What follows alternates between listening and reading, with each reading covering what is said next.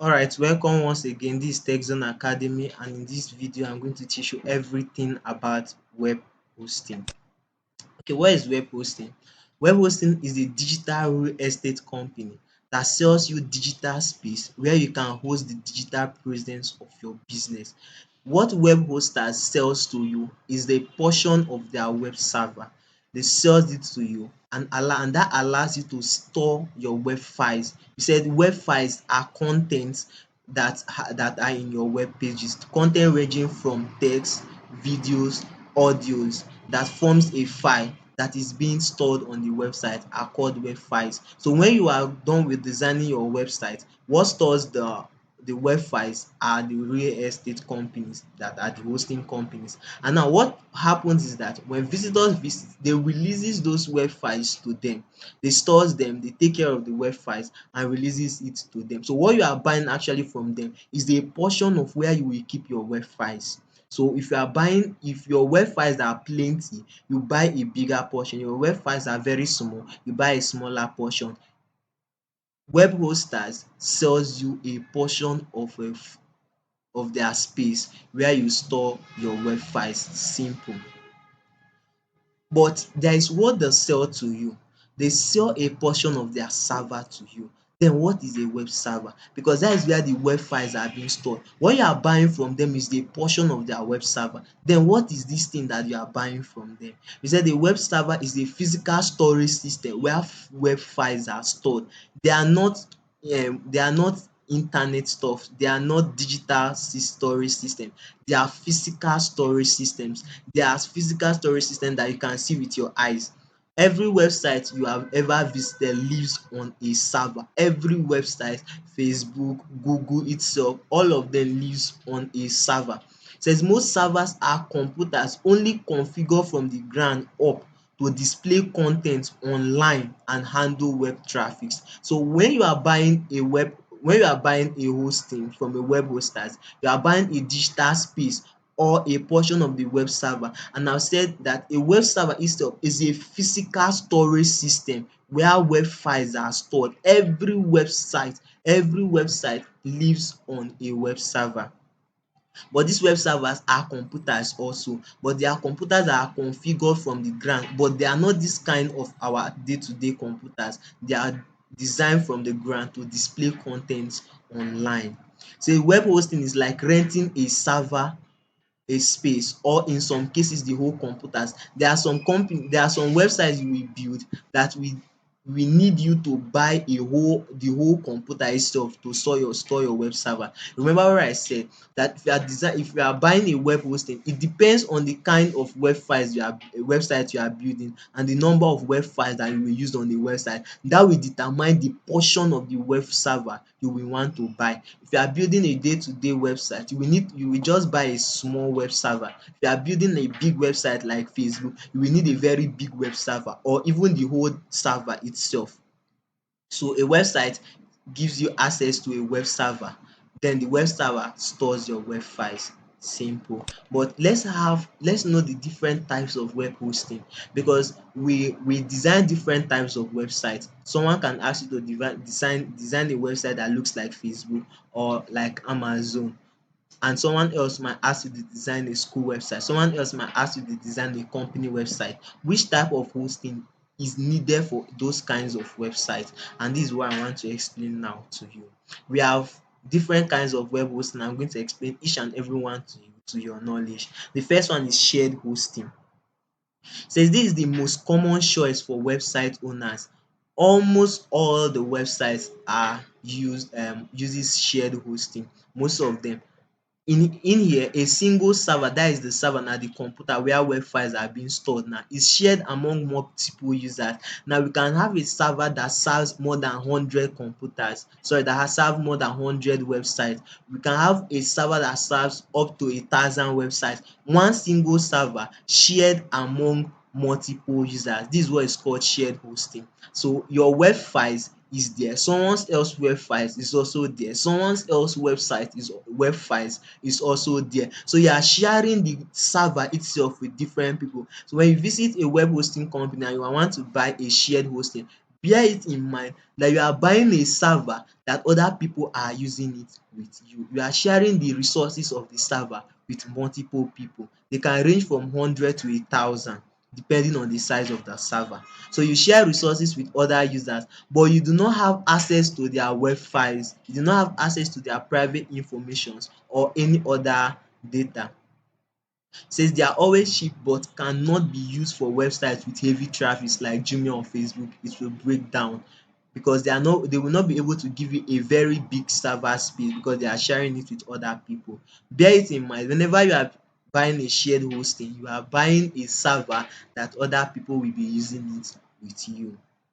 Now we have the next kind of web hosting, but I always prefer you use shared hosting whenever you are designing a small website. Always buy a shared hosting. Reason being that it's very cheap and very easy to configure. The second one is VPS hosting. VPS simply means Visual Presence Server, private server rather. Says this is a step above the shared hosting. That a single physical server will contain multiple visually partitioned sections. Let me explain deeper. In VSS now, we have a server. Now the server now is being partitioned, is being segmented into different sections. Now these sections now are bigger than where how shared hosting works. They are bigger than how its shared hosting does its own too. But they are same server itself, but they are partitioned into sections. What they sell to you in VPS is a section of a server. So you are not sharing a server itself directly with people, but because your section itself has already been partitioned. So each container now of the VPS now exists as a full system on its own. Like you have a server or a computer now, you segmented them into three portions. One portion is for you, another portion is for another person, and one of those portions is devoted only for you. So that's the difference between shared hosting. In shared hosting now, everybody has access to the server, but in VPS hosting now, that particular server now is being partitioned and one part of the server now belongs to you. Although you share same physical server, but you have higher degree of isolation. You are completely different from your server is completely different from other people, though it's still in one particular server. Now we have the next one, cloud hosting. This cloud hosting is a network of computer servers. Instead of one server being devoted to your website, we have a network of those servers, like one server, two server, three servers being interconnected to work only for your website. A cloud hosting is very wide, very big and used for bigger websites like Netflix. Since cloud hosting is actually a distributed VPS, like two, three, four, five VPS being interconnected only to service your own website. How it works is that instead of having a visual server stored on one computer, it's hosted on a whole network of them. So when a server goes down, another server picks up. If you are buying a cloud hosting, you are buying a very powerful something, because if a particular server goes down for minutes or hours, another server picks it up. This one issue we have with shared hosting. There are some times where a hosting company, the server will go down and no one will be able to view the website. There are certain times you visit a website, you see server down or unable to access the internet. Those things comes from that particular website. The what causes that thing actually is the server. When the server goes down, you can't access your website, no one can access the website. But in cloud hosting now, when a particular server goes down and that server picks it up instantly, cloud hosting powers a lot of applications, a lot of apps we run on our phones are being hosted by cloud hosting type of web hosting. Now we have the next one called the dedicated hosting. Says this in shared hosting, VPS and cloud hosting, you share a server with other people, but you can desire a private server all to yourself. In shared hosting, in VPS and in cloud hosting, each servers belongs to everyone but is being designated to you have an access a particular portion. But now in dedicated hosting, now a whole server can belong to you. You can decide to buy, this is the whole server I want, no other person uses it, only you. the dedicated server, you get access to a single server, not dat person uses it with you, but in shared hosting, in VPS and in cloud hosting, you still share the server with people, but just dat the difference are in the size of what you are buying and in the accessibility. But now in dedicated hosting, you are buying the whole server only for yourself. You have full control over everything, from its configuration to its everything about it. The only thing is that you still allows the hosting company to house the server for you, because if you are housing a server, you will need to input a lot of things. Your power needs to be on every time, and that thing takes money. So the only thing you does is that you buy a server and give it to the hosting company to house it for you. Now we have the next one called manage hosting. It says in manage hosting, a hosting plan actually, this is not a hosting plan actually, but it's a kind of service. It says here your provider takes care of a lot of day-to-day main ten ance tasks that would otherwise fall on your shoulders, like backup, security main ten ance, updates and more. It says we have manage shared hosting, manage VPS and even manage dedicated services. What the difference is that after you bought a hosting plan, instead of you doing backup, security main ten ance, updates on the website, you just decide to go into a manage hosting plan. The hosting company does everything for you while you focus on your business. We have WordPress hosting. Now WordPress hosting is a web plan that is tailored towards WordPress users. Now we are going to use WordPress to design our websites in this course, and you can think of using WordPress hosting or shared hosting. It says the WordPress specific plan comes with free licenses for premium plugins and premium themes.